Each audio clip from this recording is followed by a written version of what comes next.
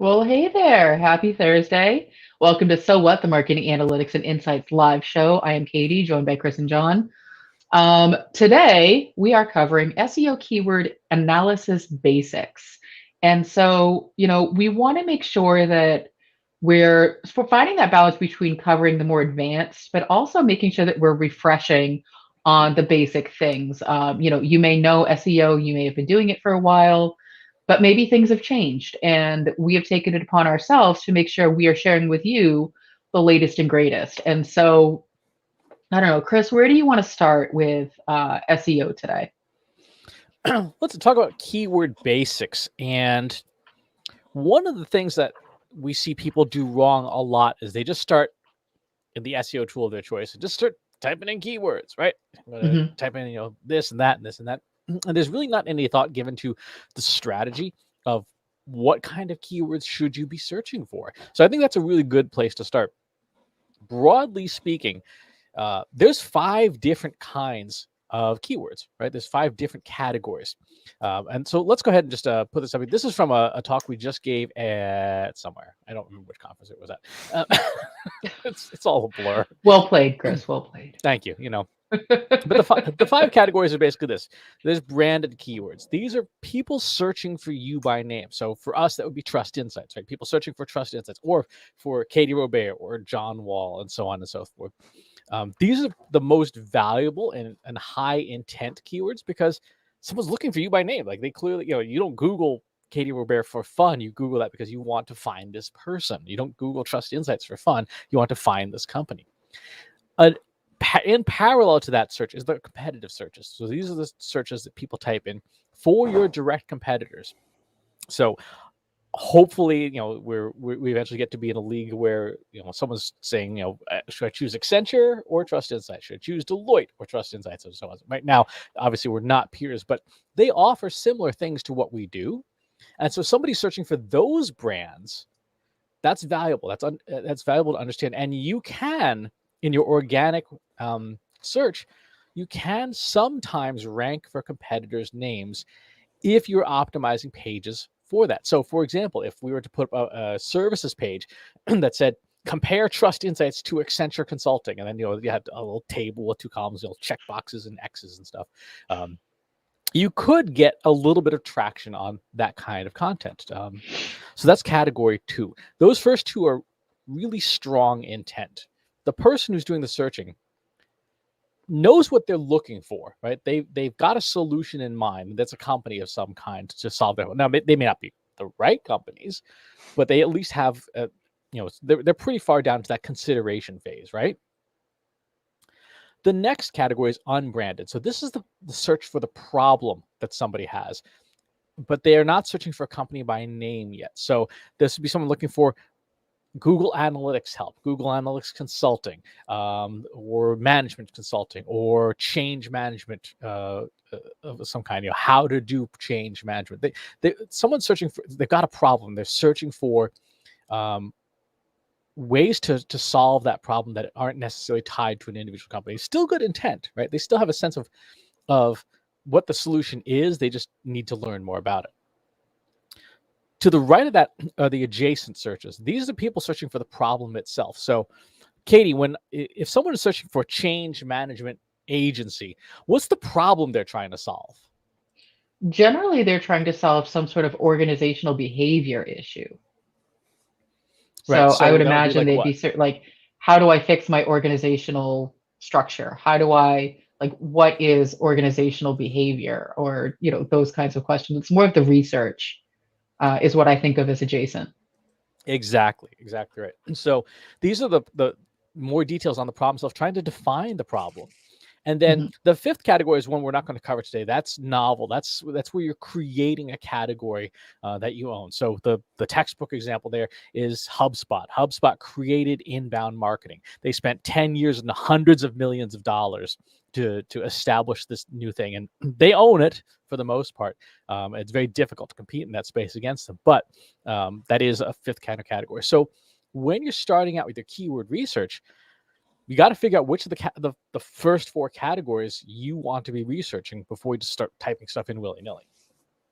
I think often, and we've done this, we usually start with, well, what do we do? And so I feel like there's a difference between what we do and what we want to be known for. Sometimes it's the same. A lot of times there's a lot of overlap, but that can be different kinds of things. So, if someone is searching, how do I set up Google Analytics? We would want to show up for that. So typically that's where I see people start is I want to be known for Google Analytics. I want to be known for data science. I want to be known for customer support or whatever their core set of services are. Right. So let's dig into some of this. Let's start maybe in the unbranded section, because I think that's a good place. That's where a lot of people can get some traction and at least start to understand, what's out there. So what do you want to use as a topic to dig into here? I mean, something that we need to do anyway, so we might as well do it here, is change management. All right, let's do change management.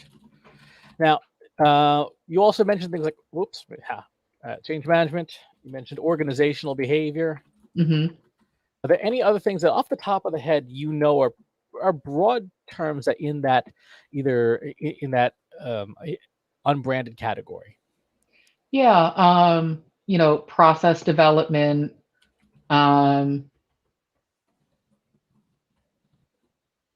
team building, skills gap. Those are some of the ones off the top of my head. Okay.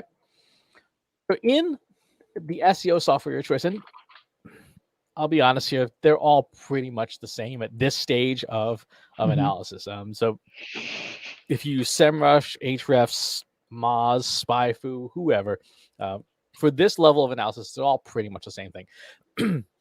The first thing you do is you just take a look at, even the ones you've selected intelligent keywords or not. Are they good keywords? Generally speaking, we like to look at things that have a search volume that is meaningful, which is usually more than 10 searches a month. Anything under 10 searches a month probably not going to be helpful, right? Because there's like that one person who's going to be really happy, and that's it. So the first step would be to start building out, like, what would this list, what would this be? So let's do a change management list here. I'm just going to add these words. Now, from here, most tools have a couple of different ways to expand this, to grow this. One of them would be looking at phrases that contain our initial terms. So we have team building activities that would fit in the category of team building, right? Mm-hmm. We have virtual team building activities, good pandemic. Organizational citizenship behavior. What's that? I honestly don't know. Neither do I. So let's get it. It doesn't sound like it's a good match. So let's give that a miss right now. Management consulting, change management process, team building exercises. What is change management is a good one. Virtual team building. There's a lot of virtual stuff. It makes sense, because I think a lot of companies relied on that in-person culture, and now they have to pivot to, how do you build a culture when nobody ever meets each other? Mm-hmm. Change management certification, change management planning. Mm-hmm. Management of organizational behavior, software development process. Mm-hmm. 5-minute team building activities. Yes, because you can solve all of your problems in 5 minutes. If I can crack that code, I'll be a bazillionaire. Yeah, I was going to say, you're going to buy us all a private mountaintop fortress. Virtual escape room team building. That's interesting. Chris, to your point about, the low volume terms, I think sometimes what that highlights is that you're using jargon that is only meaningful to you. And so, for all I know, I keep using the term change management, and it's not what people think of the way I think of change management. So an exercise like this is helpful. And I'm like, well, I wasn't thinking solely about team building, but it sounds like that's a lot of what's associated when you think of change management. For sure. I mean, we're talking hundreds, if not thousands, of searches a month here.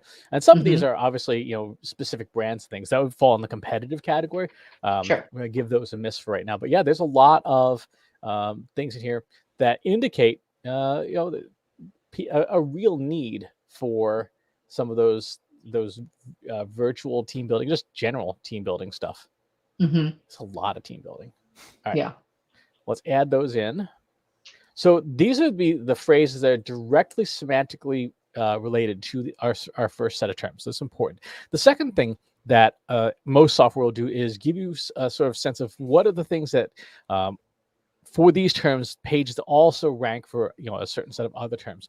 This set of searches tends to be a little less focused. For example, McKinsey would be an example. Consultant would be an example. BCG. These are all the clearly the competitive terms. It's not bad to know that they exist, but some of them, some of them would be, I think, difficult, at least in the beginning. So let's go through here.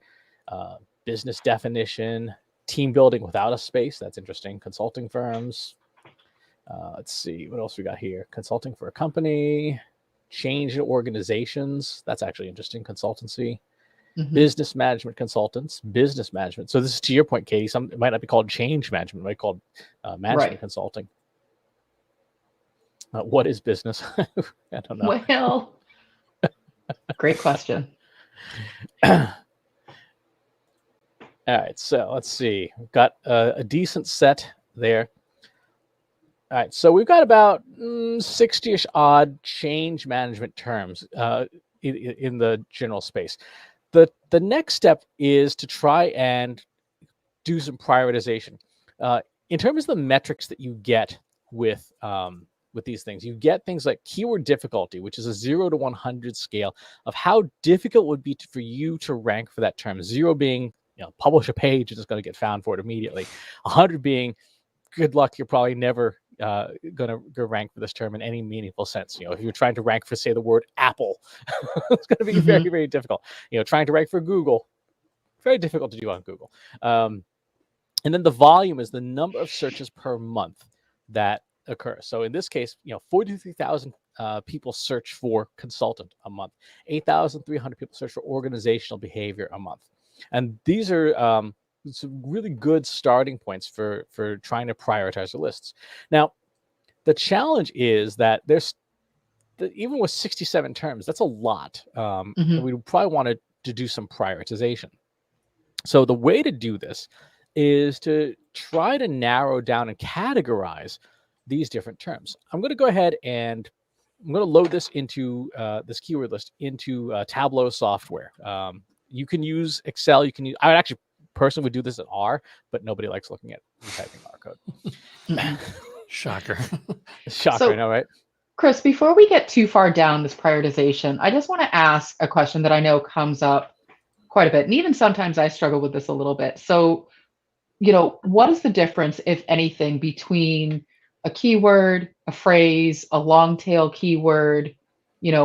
So if I'm going through and trying to optimize, the target term in my blog post, you have that little box in WordPress that says, what's your target term? Is it supposed to be a full phrase? Like, what is change management? Is that what I'm optimizing for? Should it be, what is, or, whatever the phrase is, or should it just be a single word? Like, how does that factor in? Like, I think that there might be sometimes, and especially on my part, the confusion of what that means, like a long tail keyword, a phrase, a full sentence. Think of those things as almost like little Russian dolls. You've seen those Russian dolls where you open up the doll, there's nesting another doll dolls. inside, and the nesting dolls. Matrushka. Yes. At the center is that core term, like change management. It's going to be a very, very difficult term probably to rank for because it's going to be very high volume, but very high competition. Right. And then each layer on top of that, what is, or change management firm near me, or the ancillary things. How does change management work? The longer the phrase gets, the more it is likely to be, further away from that central term. And so it's going to be easier to rank for those things. One of the things that you want to think about when we're doing these kinds of exercises is there a way for you to build content around the core term, but maybe optimized for a portion of it, right? So you would write a post, like to your point, is what is change management? So you're checking the box on change management, the core term, but you pretty well, just on raw volume alone, that's going to be very difficult to rank for. And so some of those other variants, like what is change management, probably be easy to rank for. But you may also, if you are authoritative enough and trustworthy enough and got a lot of inbound links, and the quality of the content is good, you may start to rank for that core term as well. We've seen that happen with a number of clients where they've built a larger query as their focus, and they've benefited from getting some of the volume of the core term as well. Okay, that makes sense. And so that's actually is a very nice segue into like, how do we prioritize these things? Well done. So what I'm going to do is I'm going to put in volume and difficulty here, and I'm going to just throw this up as a scatter plot. And let's go ahead and put our keywords on here. Now, initially, what you're seeing here is on the y-axis, the keyword difficulty, 0 being easy, 100 being difficult, and then the volume, again, 0 being none, and 45,000 being the top. The challenge with this is that these are two very different scales. And so one of the things that we want to do is we wanted to rearrange this. So again, this is something you can do in pretty much any software. I'm going to reverse the axis first on the difficulty, because low difficulty is better to me than high difficulty. High difficulty is like, I don't really want to compete. Does that make sense? It does. Yeah. And I was going to make it logarithmic. So logarithmic changes the scale, makes it a log function instead of a linear function. And so it basically allows smaller terms, lower numbers to be more easily seen, especially when you've got a lot of big numbers. So there's that. I've done that on the y-axis. Now, these terms are easier difficulty. These terms are harder difficulty down here. I'm going to do the logarithmic part on the x-axis. Here, I'm going to just make that logarithmic. And again, very low volume here, very high volume this way. Now I've got a bit more real estate to work with. We can see just generally, if I were to, I don't know if I could, let's put some reference lines on here. So reference line on volume. Yeah, because you want to have those quadrants, because basically what you're creating, Chris, is that 2x2 matrix. And so in business, the 2x2 is pretty traditional in terms of, the ease and the big money. And so like you go after the things that are easy, they're going to get you the most bang for your buck. And this is that same idea, is that you want to go after things that are high volume, low difficulty. Exactly right. So here we have this quadrant down here. I'm using the median, the middle of the data set for each axis as the center point. Down here, these things like this, very high difficulty, relatively low volume, right? These are crap terms. These are virtual team building ideas. These would be like my lowest priority, because they're difficult and there's not a lot of volume. Over in this quadrant here, this is better difficulty, like change management jobs or process development. Relatively very low difficulty. Not a ton of volume, but this would actually be a really good start. Like you want to talk about process development, Katie, that would be a really good starting blog post. Maybe this one here, management of organizational behavior, would be a good topic to write some content around. Change management strategy. Now we're starting to get into slightly more difficult stuff here. It's around 28 or so. Management of change, and so on and so forth. This quadrant down here, high difficulty, high volume, would be my a lower priority. Again, high difficulty, it's not thrilling. This quadrant of here would be the golden quadrant, right? So things like product development process, lower difficulty, pretty good volume. Organizational behavior itself, it's starting to get more difficult. Actually, I'm going to change this axis back to linear. I don't think being logarithmic actually helps for the 0 to 100. Yeah, that makes it spread out a lot more easily. So management consulting, you're starting to get into pretty difficult territory. But all this stuff up here, like new product development process, team building questions, these would be good topics, because we can see these are the ones that, like, yeah, there's not as much competition. This one here, I think, is really a big winner. Management of organizational behavior, right? It's a little on the lower of the volume side, but there's almost no difficulty for it. Interesting. And so, I in just doing general keyword research, wouldn't have necessarily come to that same conclusion without having some way to prioritize the volume and the difficulty. Yep.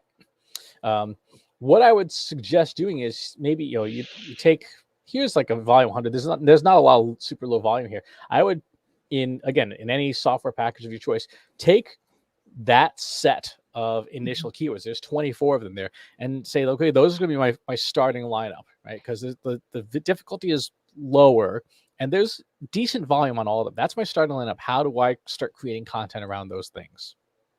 Now, is this the kind of thing where you say, okay, this is my set of keywords, or do you then take these and go back to your keyword research tool and try to find more, similar related terms to these? Like, how many times do you go through that process, or do you just start with this before moving on to try to get additional keywords?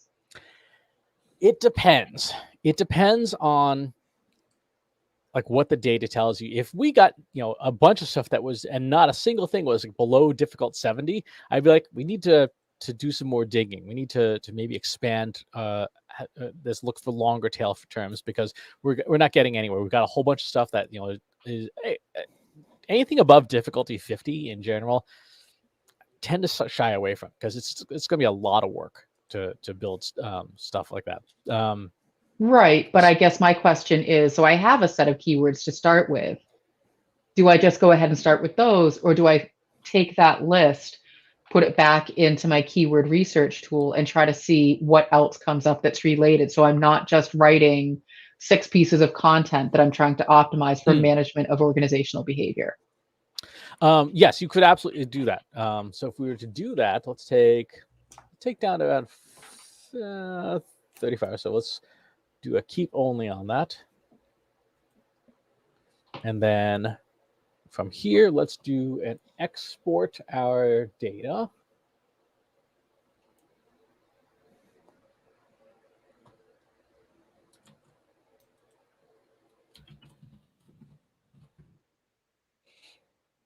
Go find where we just saved that to. Always helpful. Mm-hmm. Okay, so there's our winning, I guess, starting point. We can take this and now go back into our keyword tool. Mm-hmm. And as you said, now look at things like matching terms. And see if there's anything new here, or search suggestions is another one of those options where it will say, like, you might also, these are things that might also be related. So change management plan template, for example, is a decent search suggestion. Change management process flow. Actually, a lot of these are pretty good. I was going to say, since you're in there, can you add those to the list? Well, I'm going to restrict it to anything above, basically 100 and above, because we want that. So it's 28 additional keywords. It's pretty good. Yep. And then let's look at our related terms. So, John, when you're talking with prospects, and we obviously get a lot of questions about help with SEO, do you feel like this isn't an overly complicated process, but do you feel like going through this kind of process, walking them through, this is the Trust Insights way of how we do keyword research, are they thinking about it that way, or are they doing a lot of what Chris had talked about of like, let me just plug in like the 2 or 3 keywords that I think we want to be ranking for and just go from there? Yeah, usually it's they understand the concept. They get the idea of some words are easier than others, and some have more volume than others, but they usually never have any kind of procedure or ability to measure or do that. It's totally just kind of making things up as they go. Having a solid procedure here like we do. I mean, Ahrefs has only Google has more data than they do. So by going through this tool, you're getting a more accurate picture than you're ever going to get on any other kind of, just trolling around for a couple keywords. And yeah, this is definitely one of those marketing infrastructure and corporate memory things that we run into all the time, that, my boss came up with this list, or worse yet, like I got handed this list from the last person who did this job. And, that's as far as it goes. So it's, yeah, there's a real dividing line. Unless they have somebody on staff that really knows SEO and that's a major part of their workflow, they just end up having this kind of over on a side project, and it's just, usually in a pitiful state. Well, and you bring up a really good point, John. And so there's a question then, Chris, I would ask you is, so let's say you have that institutional knowledge that leaves with the person who was doing SEO, or the person who's doing SEO stays there. How often should you be revisiting your keyword list? How often should you refresh it? Is it every time you create new content? Is it a once a month? Is it an annual thing? Or does it really depend? As usual, it depends. There is benefit, I think, to looking at stuff, say, maybe at a minimum quarterly. But anytime you've got a big change. So, for example, in April 1, 2020, everyone should have been looking at their keyword volume. Everyone should have been looking at their Google Trends data and their Google Analytics to say, totally new world. What's changed? What's different? And in May, what's different this month? And so on and so forth. And even now, we see from what's happening in the world that behaviors continue to change. And so as part of that, we need to run these kinds of analyses when we suspect or when we can prove that customer behavior has somehow materially changed. Real simple example, if I was in the travel industry, I would be watching the TSA checkpoint foot traffic like a hawk. And when I see, a significant change in the number of people going through, the checkpoints, I know there's a difference happening in travel, and I should probably rerun my keyword lists. If I see Google's mobility data for COVID-19, big changes in the geographic area where I operate, check your keywords, right? Check your topics. Interesting. The other one, and this is something that I know we always say everyone could always do a better job, is when you're talking to customers and customers are saying, "Oh yeah, we got this going on," and it's things. That would be a good time to look at those changes. If you use predictive analytics, or even if you just have known periods of time throughout the year when changes occur, you should be doing that. So right now, we are just wrapping up budget season for 2022. A lot of our clients have gone through and done their annual budgets and things. You should know in the time period before that that there's some substantial changes in the way people will search. They'll be searching for marketing budget template, right? And typically October is when people start doing their strategic planning process, which always seems backwards to me. Like, why wouldn't you do your planning before you do your budget? But whatever.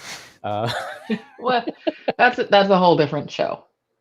That's a whole different show. But we know that now you're rolling out things like your content marketing strategy, your social media strategy, your annual planning, marketing annual planning template, all those things. It would be time to refresh those sets of keywords. Right. Makes sense. So we just reran that analysis. Let's go ahead now and attach our new download. Where did it go?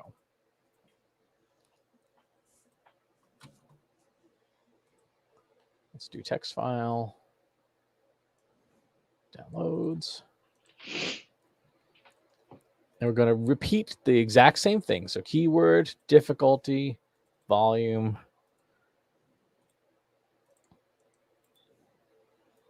axis, reverse this axis, change our volume now to logarithmic here,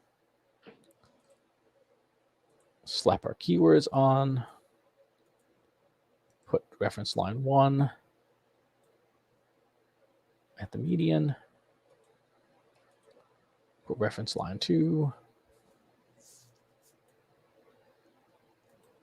the median, make the view as big as it can get. And now with those changes we made, Katie, you can see there's a bit more density, right?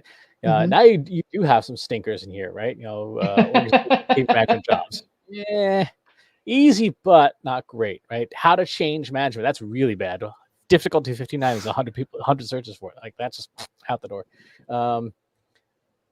changing a process, process change. These are ones that, good volume, low difficulty, management process. That's outdoor team. Yeah. Well, there's a couple overlapping there. So now you've got a more refined list, or a list of some greater opportunities. And the thing that I would do next that isn't something you can do it with like machine learning technology, or in this case, because there's not that much of it, you can just do it by hand. It would be starting to cluster together the terms that are semantically related. So like all the team building stuff would be like in one bucket, all the change management would be in another bucket, all the management consulting would be a third bucket. So you can see what are sort of the logical topics within that thing. Yeah. I mean, that's something, I could export this back into Excel and just put them all on different columns or different tabs or whatever, which I think makes sense, because that then helps me, so sort of the third point is, okay, now that I have all these keywords, what the heck do I do about it? And I think you're absolutely right. First off is starting to cluster them together into topics so that I can start to plan out, okay, these are the kinds of things that I need to be writing about. Exactly. Now, if you want to do this just in a spreadsheet and you don't want to use visualization software at all, that's fine. There's actually a way to do that is mathematically sound. Actually, some folks do just as a matter of exercise. So I'm going to delete all the columns that we aren't using. Just going to focus on difficulty and volume. What you can do, let's make this a little bit bigger so we can see what we're doing here, is we can essentially weight these the volume by the difficulty. So if a term has very high difficulty, the chances of us getting any volume out of it are relatively low. So let's call this weighted volume. And we're going to make this, we're going to take our volume and multiply it times, let's see. So I want this to be 100 minus the difficulty. And then so that's divided by 100.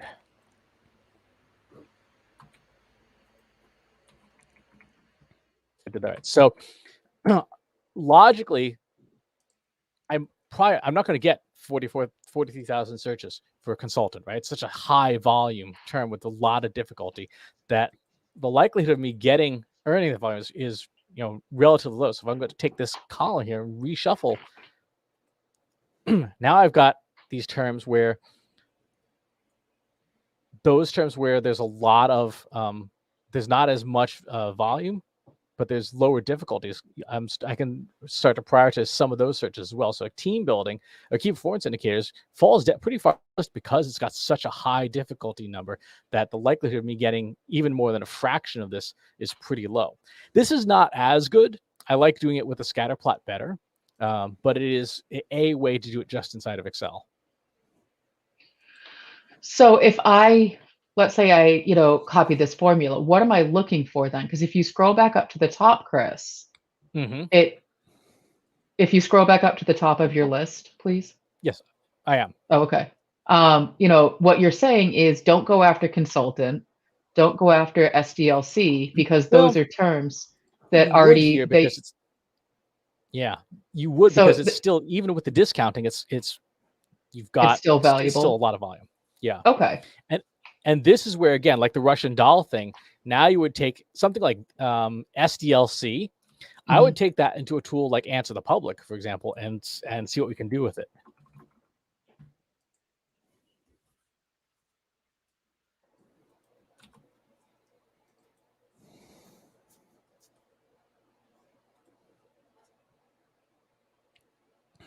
What's the deal with this? Did they just scrape for questions? Is that all this is? They linguistically take one or two phrases and essentially sort of do a mix and match, and then very quickly check keyword volumes to see how it matches up. So in this case, can SDLC be agile? Who presents the SDLC model? How does it work? And so on and so forth. So it gives us sort of like conceptual map of different ways to ask questions about the topic that you can then write content about. That's very cool. Okay. All right. Have you not seen this before, John? Yeah, no, I've never played with this. Oh. Well, then you didn't read my latest newsletter opener, John, where I cover this, Jonathan. Last week of the quarter, baby. No, I would rather you be selling things. Yes, exactly. We can always But no, catch up on newsletters. this is one of the tools that I referenced in terms of, how to think about creating useful content. So where you get your content ideas from, and it's literally answering the questions that people are asking. And so, doing your keyword research, looking at tools like Answer the Public, looking at Reddit, looking at Quora to see what kinds of questions people are asking about those topics using your social listening tools. And those are all, I would think, the next steps once you have your keyword list is, well, what do people want to know about this thing? Because it's not enough to just say, I'm going to write down what change management is. Someone's already done that a million times, clearly, from the keyword volume. So, what are the specific questions that people are asking? How do I affect change management? One of the questions I saw recently was like, how do I make change management happen when I don't have any authority in my company? And so those are really good, specific questions that we would want to make sure we have answers for that are available to people. Yep. So here's which change management components, what change management is, and stuff. Now here's your pro move that folks don't do. You take that export from Answer the Public, put that back into your Keyword Explorer. Now you can score the questions by volume. They're going to be lower volume for sure because they're. But now you see it says it couldn't find 169 keywords, but now you've got those longer searches, those longer suggestions that you can use as a starting point for a lot of those questions. Modifier R, is change management a competency, and so on and so forth. So now you can say, okay, well, what are these terms I should be maybe writing content about? What's change management? Which change management model is best? So you can prioritize that questions list and clean it up a little bit.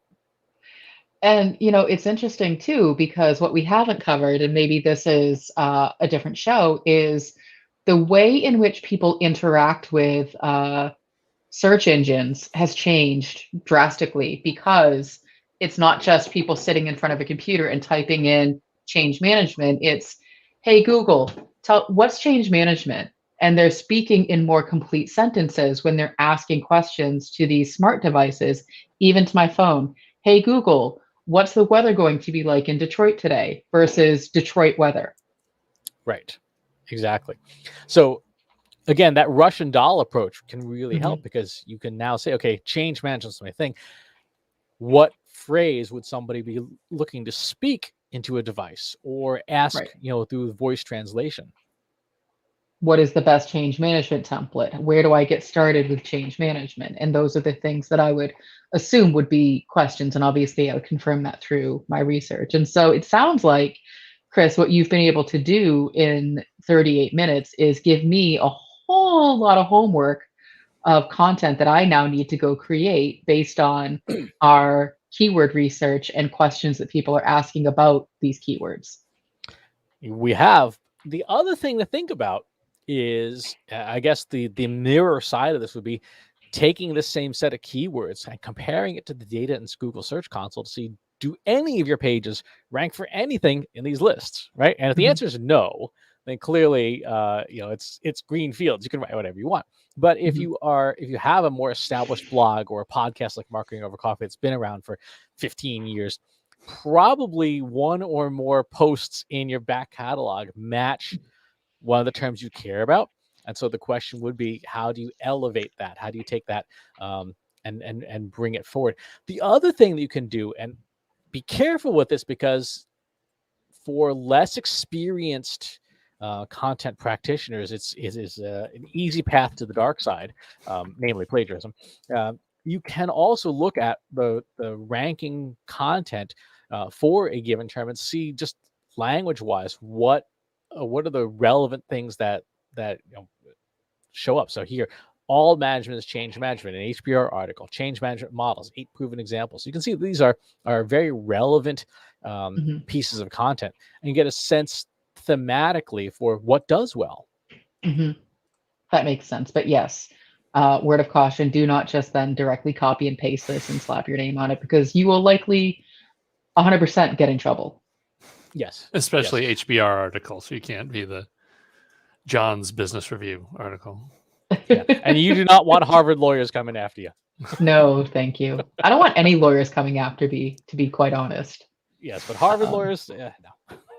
Yeah. All right. So what we've covered, in SEO keyword analysis basics is there's a lot of different kinds of keywords. And yes, it's great to rank for yourself, but unless people know exactly who you are and what you do, you should probably spend some time focusing on those unbranded keywords, the types of things you do, the services, the questions that you answer, the things you want to be known for, and really digging into the keyword analysis, the volume and the difficulty, because if you just wake up one morning and say, I want to be known for water bottles. Okay, I'm going to start writing about water bottles. Well, the chances are you're probably not going to be known for that thing because there's a million other companies that already own or already rank for that term. So what else can you do that's semantically related to water bottles? And so doing that research up front, as we say, do your requirements, do all of that planning up front, saves you headache down the line where you have to then start to backtrack and undo the things that you've done and do them again. Exactly. And we have not even touched upon the second half of this process, which is you need to go and get links to your content. Once you've got it out there, publish it and they will come does not work, even in organic search. You need to get attention and traffic to it. So maybe that's another show. I think that's a future episode for sure. All right. Well, I guess for now, that'll do it for this week. If you got questions, come hit us up in Analytics for Marketers and stuff. We'll have a link for that in a second. But thanks for tuning in. We'll talk to you soon. Take care. Thanks for watching today. Be sure to subscribe to our show wherever you're watching it. For more resources and to learn more, check out the Trust Insights podcast at trustinsights.ai/TI podcast and a weekly email newsletter at trustinsights.ai/newsletter. Got questions about what you saw in today's episode? Join our free Analytics for Marketers Slack group at trustinsights.ai/analytics for marketers. See you next time.